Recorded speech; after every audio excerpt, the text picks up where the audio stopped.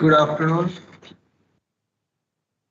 I am Prabhakar and today's lecture topic is application of AI ML on geospatial data. Yesterday we have seen to set up computing environment for working with geospatial data. Today we'll see a theoretical portion of ML. Tomorrow we'll implement this in Python.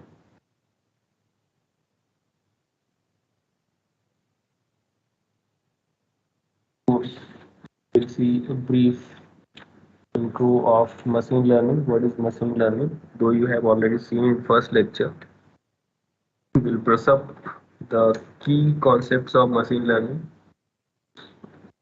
What is machine learning? It is a method where generic algorithm learns from the data and tells you insights of the data, does the regression, performs classification. So what is the meaning of generic algorithm? Generic algorithm is that there is a algorithm written. You do not need to modify your algorithm for different purpose. For example, there are there is machine learning algorithm for random forest. Support vector machine is an algorithm. Neural network based algorithms are there. So these are generic algorithms. You feed the data in these algorithms, these, and at the end you will get a model which will perform the desired task. So, or you can say machine learning is a technology designed to build intelligent systems. Intelligent system means systems are self-capable of doing something. These systems learn from historical data and provide results as per training. So to make these systems, we need to train them. For training, we need historical data, a lot of data. Too many training samples are needed to train the model to build an intelligent system. For example, in our case of geospatial, we need a model to perform classification. We need a model to perform regression. We need a model to perform predictions, interpolation, the weather prediction, and many more applications. The travel time prediction, the travel route identification. Though there are other algorithms also there are algorithms for regression which are non-machine learning based. There are algorithms for classification, non-machine learning based also. So advantage of machine learning is you do not need to write the problem specific code. Instead of writing a problem specific code, the data is fed to the algorithm and in return you get a model. We'll see some examples where machine learning is used. Just non-spatial examples. There are many products available online for purchase with respect to different brands. Suppose simple purchase of a shirt, different brands are available, different designs, colors, price range, many variety of products are available. But you must have noticed if you are searching for something on social media or on Google, you will start getting the similar ads, not exactly same. You will get ads of the shirt belonging to similar category depending on your search history. So you get the product recommendation similar to your search, not necessarily same price, same color, same brand. From other brands also, but category will be similar. So uh, there is some algorithm running, the model running in the background which sees your search history and based on your search history it does the prediction that if you have searched something, these are the products you may be interested in.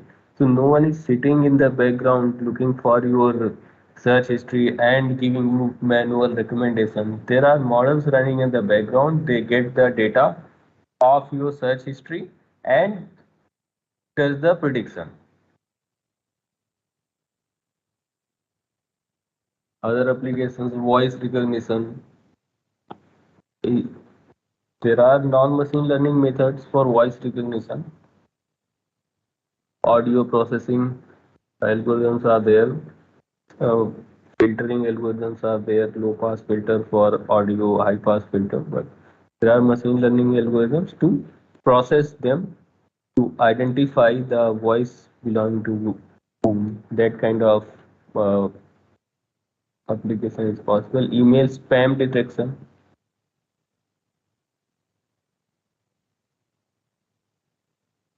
You may see some emails reach to your inbox and some emails are routed to junk email.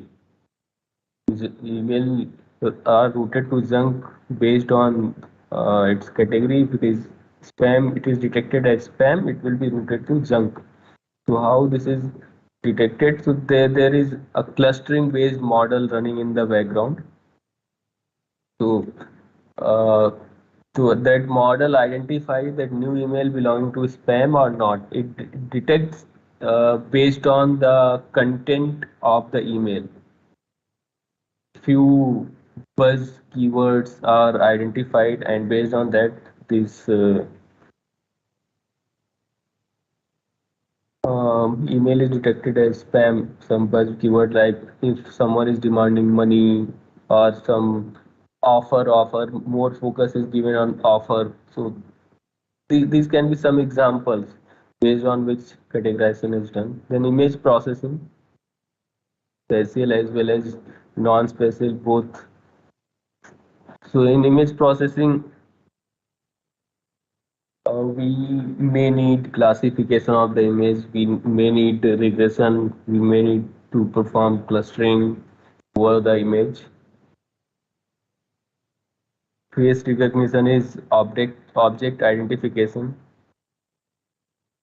from the image, again that is image processing. Then continuous monitoring of video feed. So if you have to see the video and monitor its speed, which means you need to sit on the monitor 24 by 7. Someone has to monitor it to identify unlawful activities. So sometimes it becomes very difficult. So there are machine learning models, or I would say there is a possibility of having a machine learning based solution where the video feed will be processed in real time to identify any unlawful activity happening within the scope of the video. Sentiment analysis. Sentiment analysis like identifying public trend on social media. Sentiment analysis is done based on the comments, based on the posts. These are some of the non-spatial applications.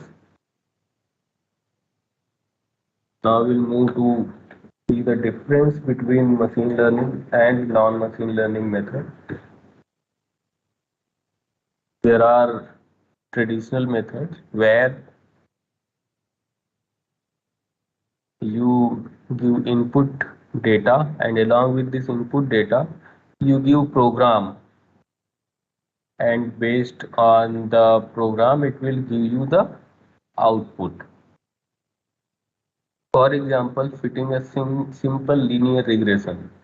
So what you do, simple linear regression is uh, y equal to mx plus c. Here x is measurable quantity, y depends on x, that so it can be, it is known as dependent variable. M and c, they are constants, parameters basically. So in traditional programming what we do, we give input data Input data will be our x, that is measured value. Along with this input data, we need to give this formula mx plus c. Mx plus c will also be given. And based on the computation, you will get y in return. Input is x and mx plus c is given. In return, you will get y. But that is not the case for machine learning. So which means since m and c they are parameters, they will be different for different relations.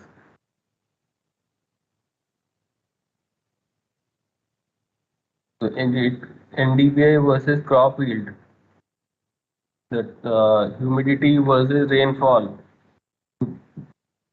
These parameters will be different for different situations. So for each situation, m and c need to be calculated and need to be given along with the data. Then only you will get the output. In machine learning, situation is little different. What you give, you have observations uh, x1 corresponding to x1, you will measure y1, x2 corresponding to x2, you will measure y2, corresponding to x3, you will measure y3. So this will way you will have n observations xn, yn. In non-machine learning method, you have the same thing, input and output. Based on this input and output, m and c are calculated based on regression method by minimizing least squares, sum of least square. But here that is not the case. Here your input will be directly this x1 and y1. The data input will be x1 and the desired output corresponding to x1, y1 will come from this. So your input will be one vector x1, x2, x3, xn, and your output will be a vector y1, y2, y3, yn. So at the end, you will get a program here.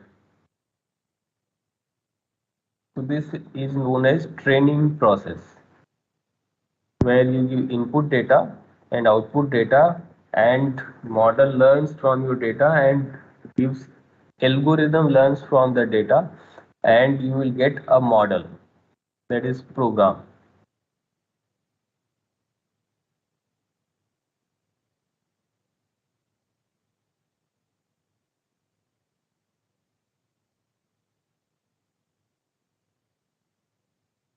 So here in training process, you give training data, choose a algorithm, and you will get a model in return. Once you got the learned model, you need to simply give input, that is x here, and you will get y. So program will not be the input any longer, which was there in previous case.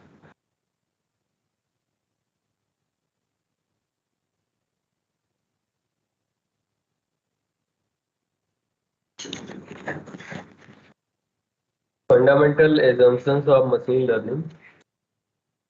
Since you have seen here in previous slide that we are giving a lot of training data, and based on the training data we get a model, and that model is used for future prediction.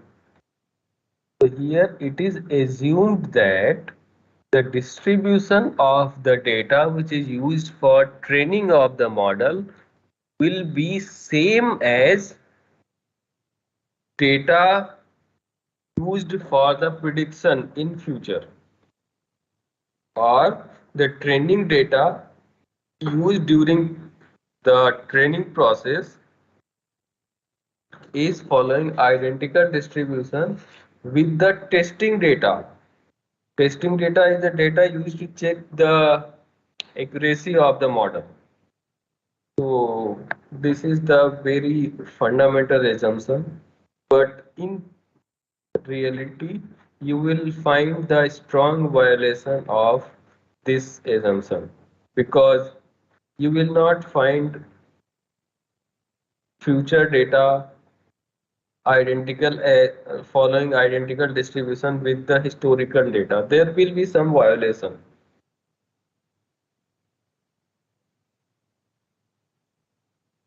So because of this, you will see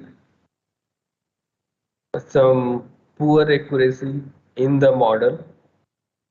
So that is why when you are working with machine learning, you need to keep your model updated.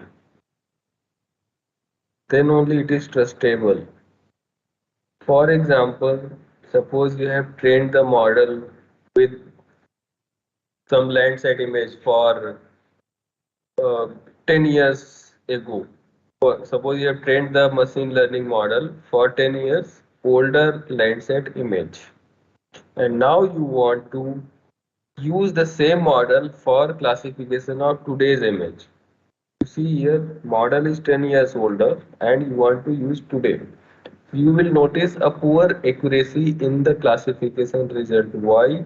Because within this 10 years of span, satellite parameters may have changed. The gain of the sensor, the electronics of the satellite may have differed from that time. So because of that, you will notice a difference in DN values. So which will lead to poor accuracy at the end. So work on this model need to be updated time to time.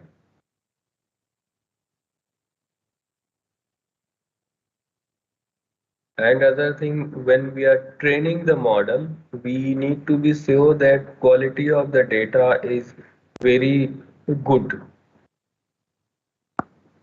Suppose we train the model with very poor poor kind of data where data accuracy itself was very bad, error was very high. So in that case, model will give less accurate results.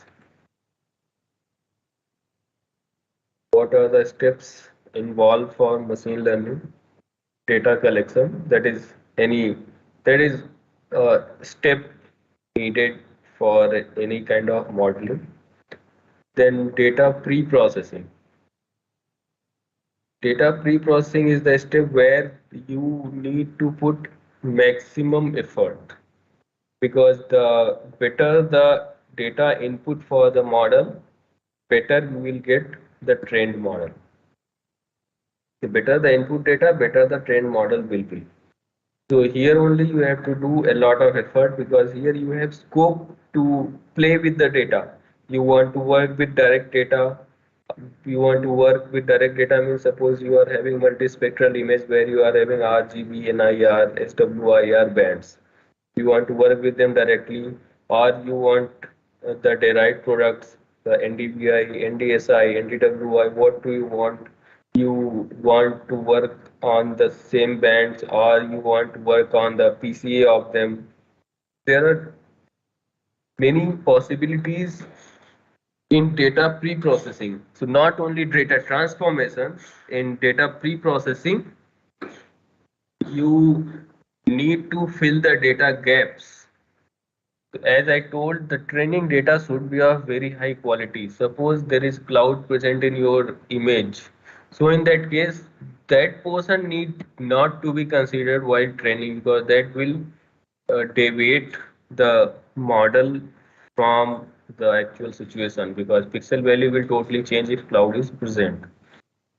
So that kind of pre-processing data gap need to be filled. The data derived products may be considered.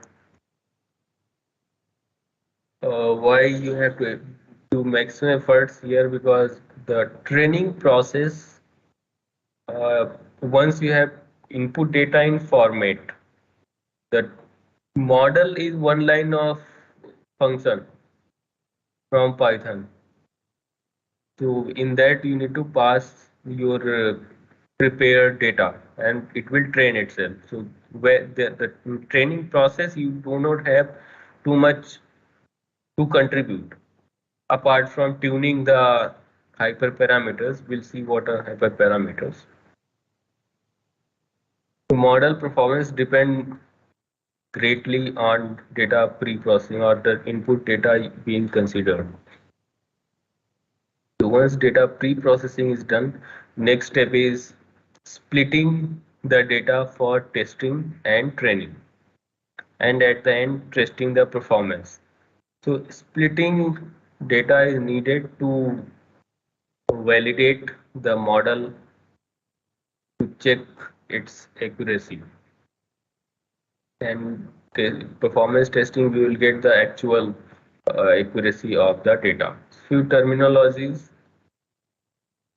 model. What is a model? It is specific representation learned from data by applying some machine learning algorithm.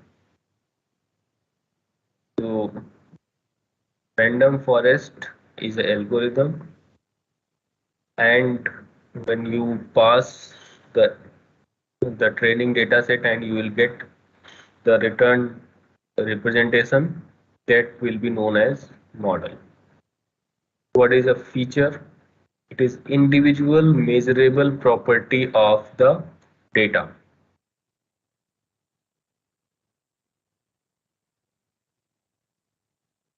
Feature is the input for the model.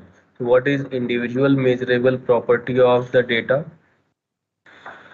For example, you want to perform image classification and you are having multispectral image where red band, green band, blue band and NIR bands are present. These four bands are present. So at any location in the image you will see, at any location you are having a pixel, and pixel will have values corresponding to red band, green band, blue band and NIR band. And this pixel will ultimately belong to some land use land cover class, let's say built up area. So built up area is name of the class, or it is the target of the pixel, the label of the pixel. And what are the measurable quantities of this pixel? They are in individual bands, or value in individual bands, that is the measurable quantity corresponding to built up. So in this case, red band is you can say value, pixel value in red band is measurable property. Green band, that is again a measurable property. Blue band, again measurable property. NIR, again measurable property. So these are the measurable properties of built up or any other class here. So individually you will call red or green or blue or NIR a feature of land use land cover class. Combined or a set of feature is known as feature vector. So if you combine all these bands, that will be known as feature vector. So this feature vector is actual input of the model. Input of the model means based on these input, the land cover class will be defined, will be predicted. Target or label is this. This is the value to be predicted. Training is the process where algorithm learns from the historical data, and prediction is finding the output from the model by giving input feature vector.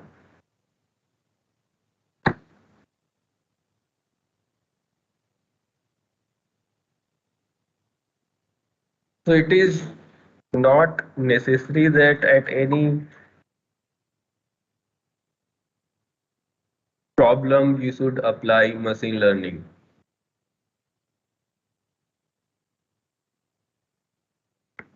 Machine learning need to be applied wherever it is efficient or needed. How do you know it is needed or not? First, we have to think, why do you need a machine learning? What is the problem with non-machine learning methods? Because for machine learning, you need a lot of training data, historical data for model to learn. Why do you need machine learning? Are you not able to solve the problem using other methods, or are you not able to achieve the good accuracy using method other than machine learning? Sometimes you may not be able to get the desired result with non-machine learning methods. Sometimes the process you are working with, the phenomena you are working with, that may be very much non-linear in nature. So if that thing is very much non-linear, you will not be able to fit statistical models.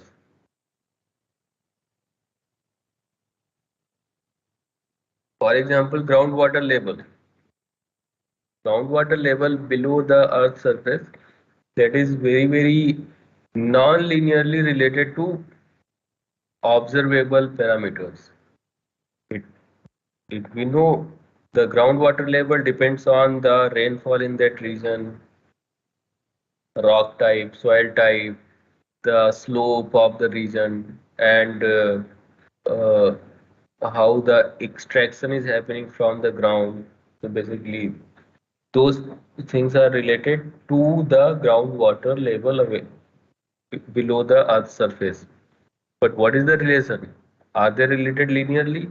No, there is a lot of non-linearity involved in this. So empirical solution of such, this is one problem. Or you can consider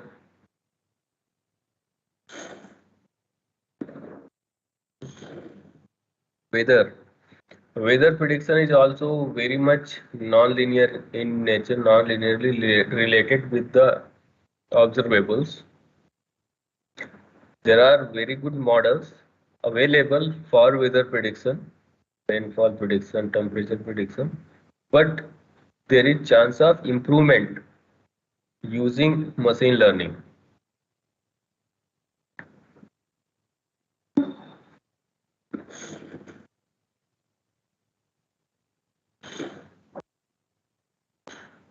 So complexity of the problem may be one reason behind this, and the scalability is another reason.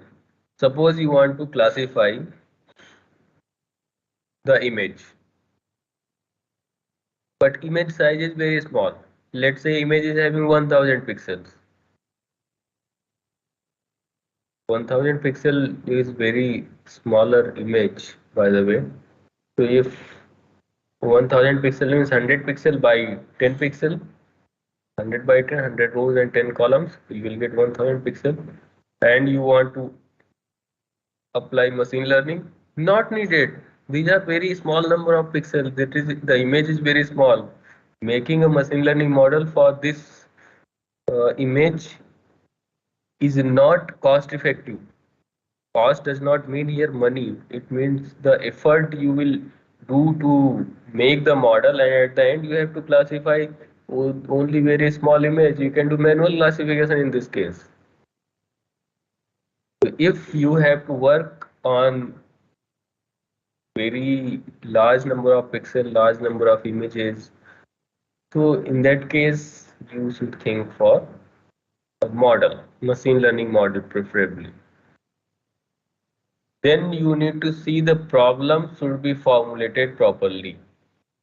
Problem should be formulated properly means what should be the input, what should be the output. So suppose image classification have to be performed, that is defined, but what should be the input value, what should be the feature vector, that is not formulated properly. So then also you cannot apply. So once you are able to identify the feature vector, then you need to go for availability of historical data, because machine learning needs a lot of historical data. So some patterns should also be there, then only any model can learn. And are you able to get the data which is having a meaningful representation? So you should not be considering any XYZ kind of data which is not at all related with your target. Then once you are able to make the model, train the model, do the prediction, you should have a way to know that your model is successfully running or not. You should have a way a definition to access, or you should define the assessment process of the model, accuracy of the model, if it is classification, or the RMSE value if it is a regression. So you need to think about these points before applying machine learning model. In remote sensing GIS, we earlier as told, we use machine learning for image classification, uh, application for interpolation, application for prediction. Machine learning models are also used for time series data analysis, sometimes to fill the gap. Machine learning models are also used to fill the machine learning models are also used to remove the clouds from the input data. There are many applications one will see today. The categories of machine learning, there are two categories: broadly supervised and unsupervised.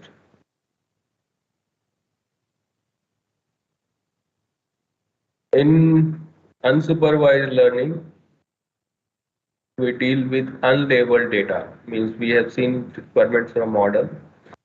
The target is not needed in unsupervised learning. So as clear from the name, user do not need to supervise the model. Instead, it allows the model to work on its own and discover the pattern. The user need to feed the data, and model tells the patterns present in the data.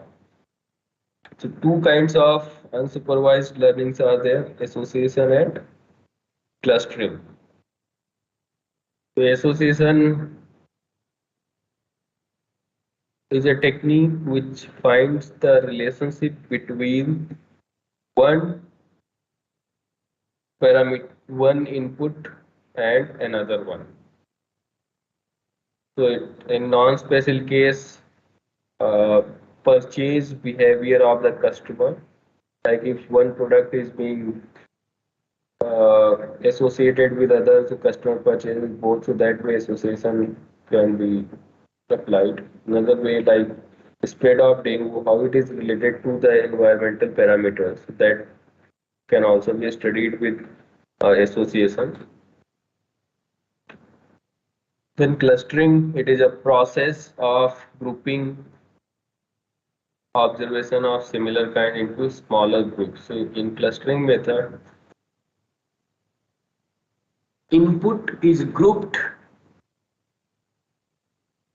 to form cluster based on similarity. It can be distance based similarity, angle based, cosine based similarity. So for example, you are having cases for corona present in the country, and you are looking for the hotspot regions, so you can make the clusters.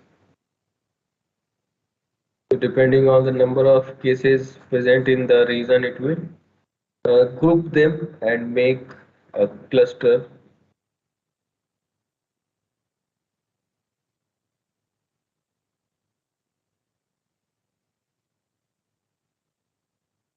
So clustering method basically gives you in return spatial clusters when we talk about a spatial domain. The cluster themselves are not so useful until you profile them, until you study to build their identity, until you study to know that why that particular cluster is made. So in case of disease outbreak, you can see that cluster, but why disease outbreak is happening in that area. If you study that, that will be better study.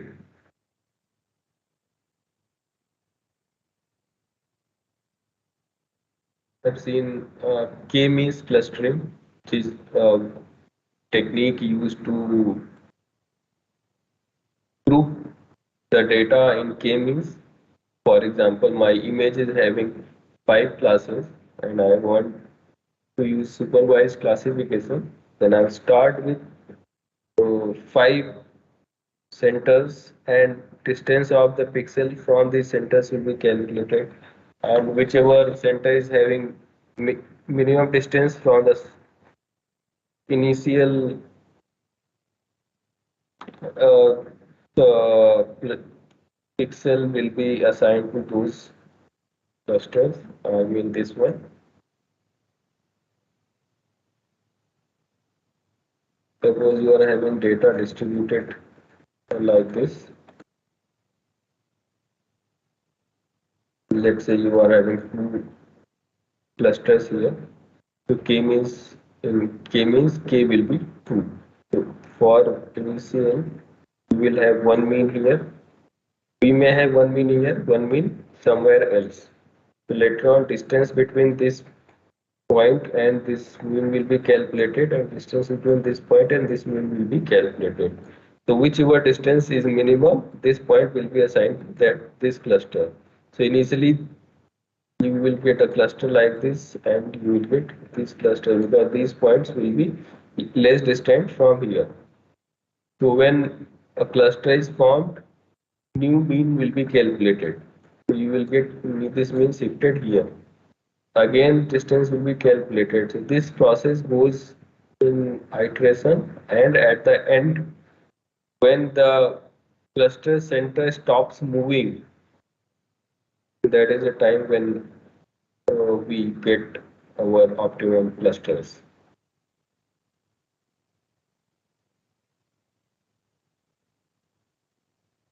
Another group is supervised learning. So supervised learning, we deal with labeled data, which means we have a feature vector and we have a label.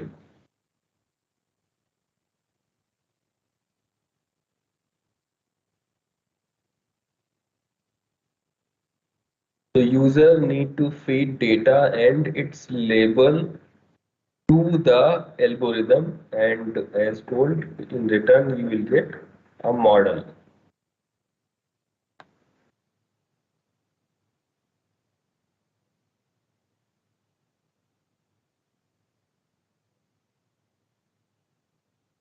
So in supervised learning, what is happening? You have one algorithm that this infers a function from label data and use this function over a new data. So as shown previously, you input data here and label you give here, and at the end you will get a model. Later on, you give input to the model, you will get prediction.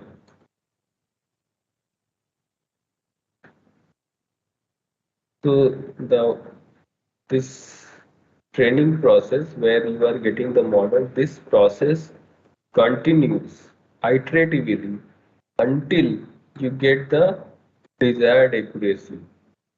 Mostly it will train from, it will in one iteration it will learn something and accuracy will be calculated. If that accuracy is not satisfactory, it will learn again. So in multiple iterations it learns from the data. Those iterations are known as epochs.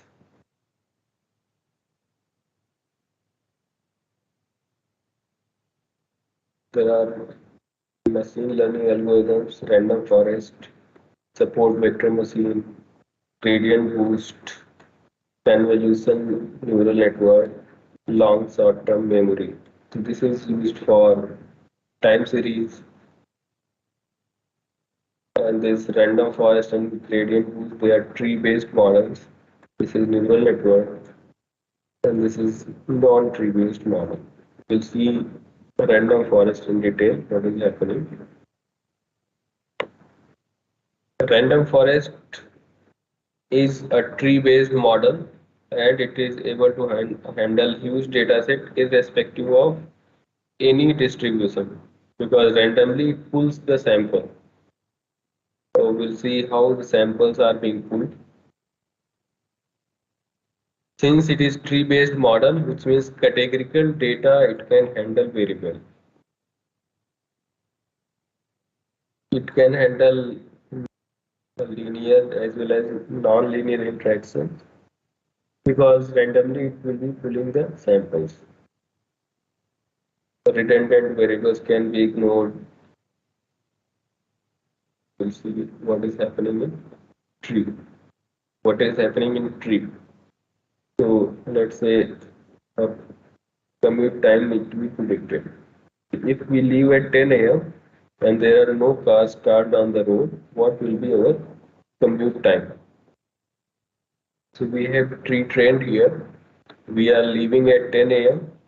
and if there is some stalling on the road, you will reach in longer duration. No stalling will reach in shorter duration. If you are leaving at 8 a.m., uh, you will reach in longer duration. The these are the nodes. Nodes are the points where tree is splitted.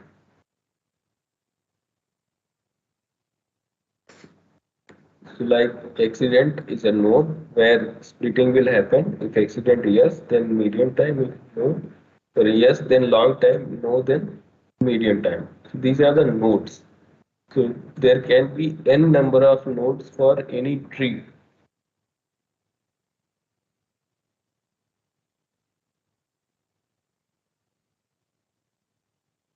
Yeah, so when we have this kind of tree available with us, so when we will input this, the travel time and the stalling condition. If we give input here, what will get travel time, no stalling, so in return we'll get that you will reach in shorter duration, shorter travel duration. So this is a simple tree, a single tree. Random forest, as clear from the name, there are n number of trees present in random forest.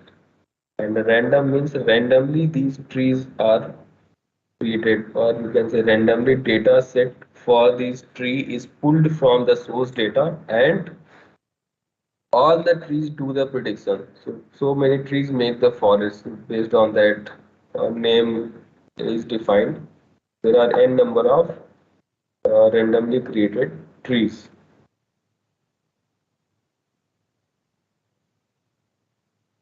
So this method is ensemble method because output of many trees is considered.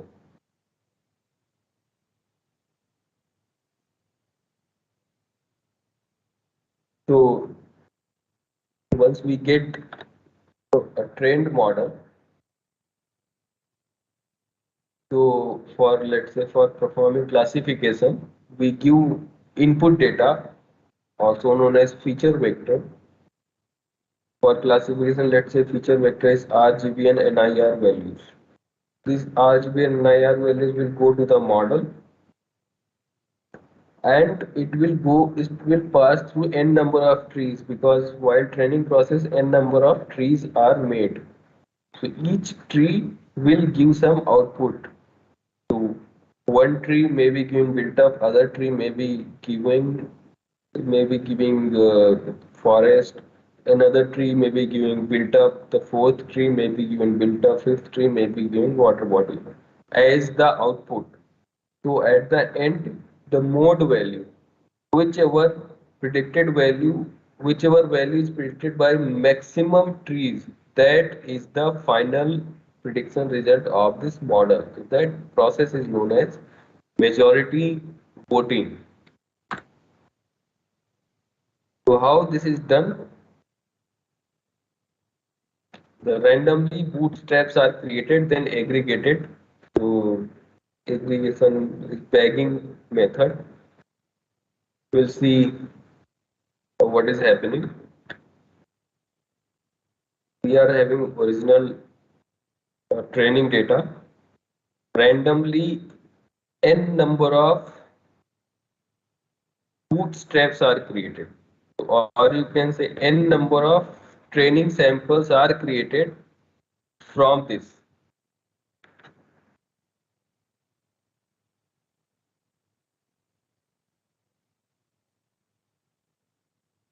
Suppose you are having input data feature vector x1, x2 and label y. You are having label 1, label 2, label 3. Let's say input data size is 3. So x1, x2, 2, 3, 3, 4, 6, 7. So corresponding to 2, 3 we are having label 1. Corresponding to 2, 3, 4 we are having label 2. For 6, 7 we are having label 3. So this is my input data. So from this input data, randomized random vectors. So basically random vectors will be created and size of all the random vectors will be same. So here input size is 3. So your one random vector can be of this type 2, 3, 1, 2, 3, 1, 3, 4, 2. Randomly these samples, these rows are the samples. These samples are pulled randomly with replacement. One sample is taken and kept there. Another sample is taken, kept there. So there is a possibility of repetition. Not necessarily, since the size is same, not necessarily data values will be same. Another random vector may be 3, 4, 2, 3, 4, 2, 6, 7, 3. So this way, n number of samples are created. These are also known as bootstraps.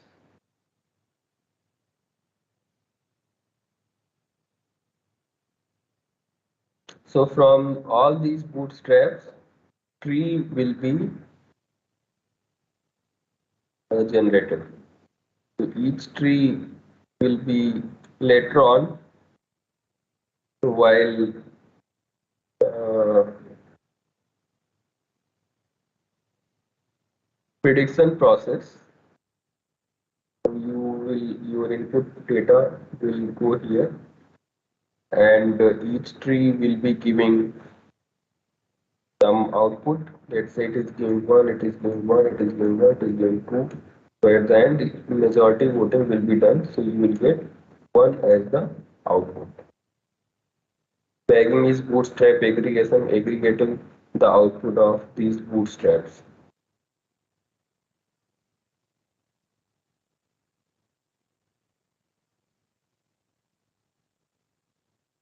So for example, another graphical representation, n samples, m features. The columns, number of features, x1, x2, I will write it. Those are here in this case m, x1 to xm, and the samples available, they are n. So you will create n number of bootstraps,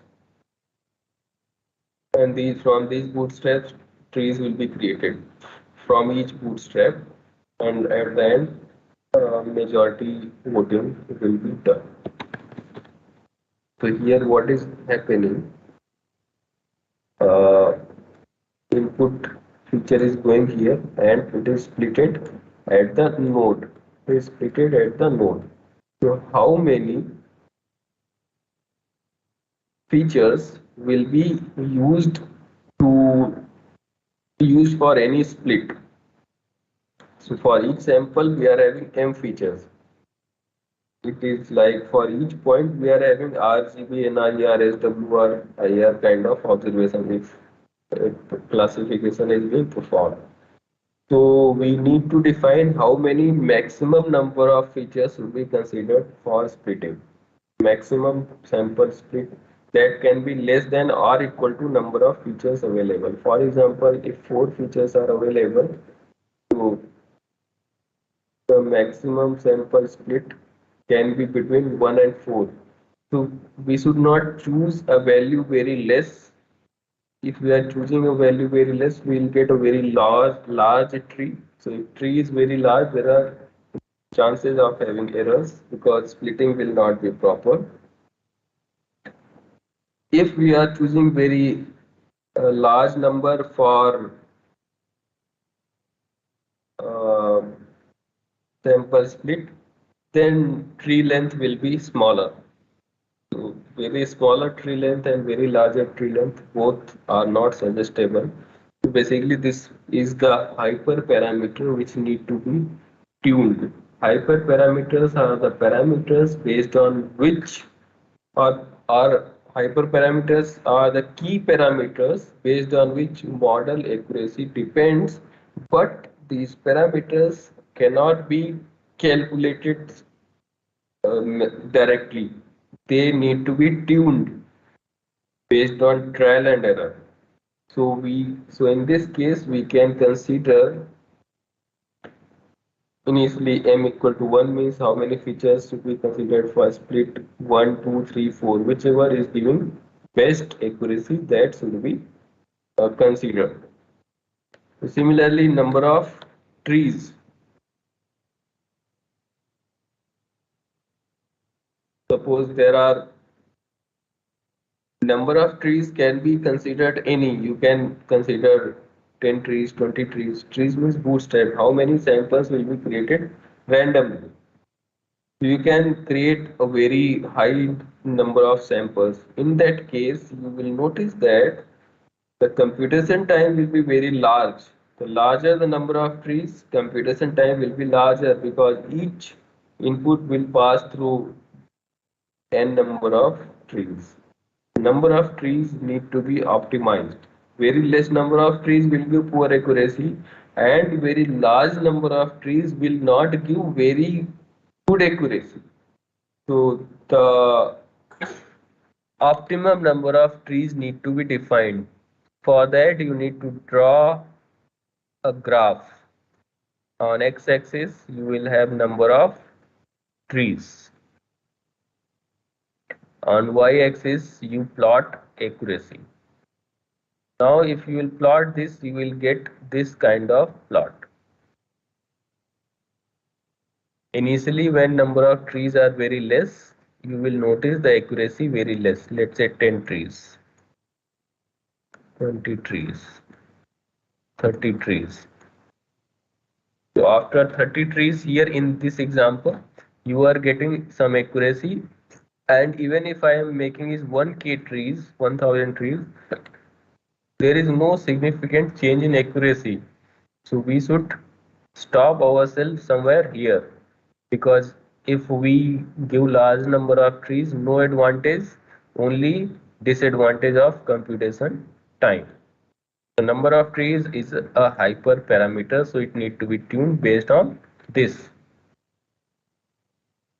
The sample split, that is also hyperparameter, need to be uh, tuned by making this plot. So not only one graph, you need to plot for different combinations. Let's say for number of features equal to 2 and trees equal to these 10, 20, 30. So whichever combination is giving best result, that should be considered. Along with maximum sample split, the depth, maximum depth of the tree, that can also be tuned. So one more hyperparameter, depth, tree depth, that can also be tuned. So three parameters, they need to be tuned together. Whichever combination is best, that should be considered.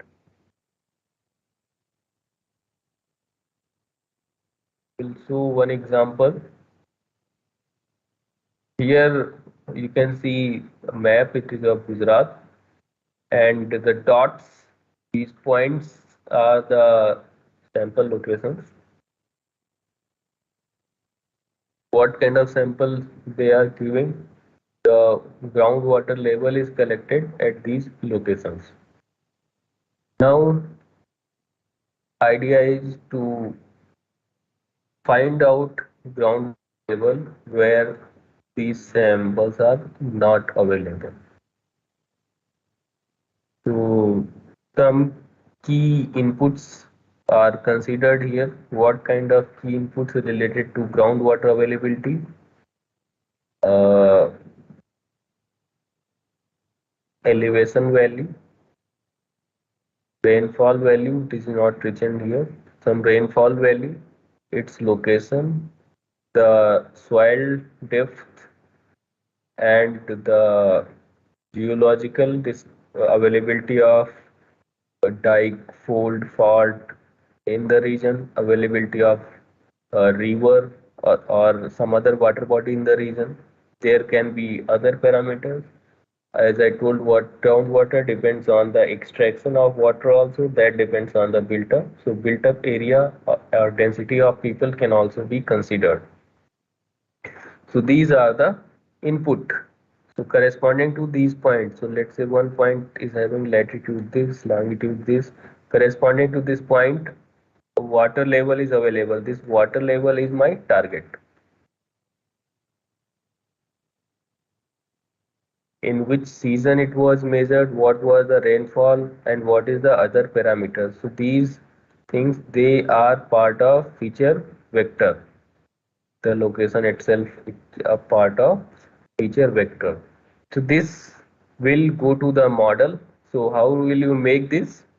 Corresponding to each point, you will have images, digital elevation model image, soil depth image, the distance from dike. Similarly, other images will be available. So corresponding to these points, pixel value from those images need to be extracted and make it in a tabular form. Either in Excel format, or you can make this table in the code itself, or you can make this table as attribute table of these points and use this data for training to the model.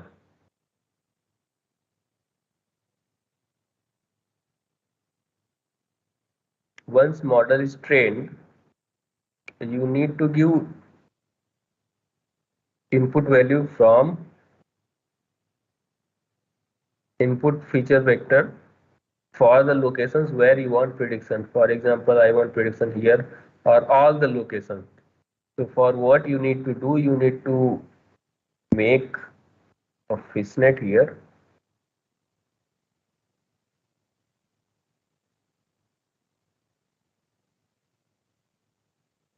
Make a fishnet here, and prediction, obviously find fishnet. The prediction for each pixel of this fishnet need to be done. So this will be 1 pixel. So for this prediction need to be done. So which means corresponding to this pixel, the values, latitude, longitude value, in which season you want prediction, the rainfall of that year, elevation, soil depth, and other parameters need to be derived for this pixel, and they will be passed to the model created from this. So here like this. So for some location, latitude, longitude, other parameters, they are derived. Now you can see here no water level is written here because water level is not available.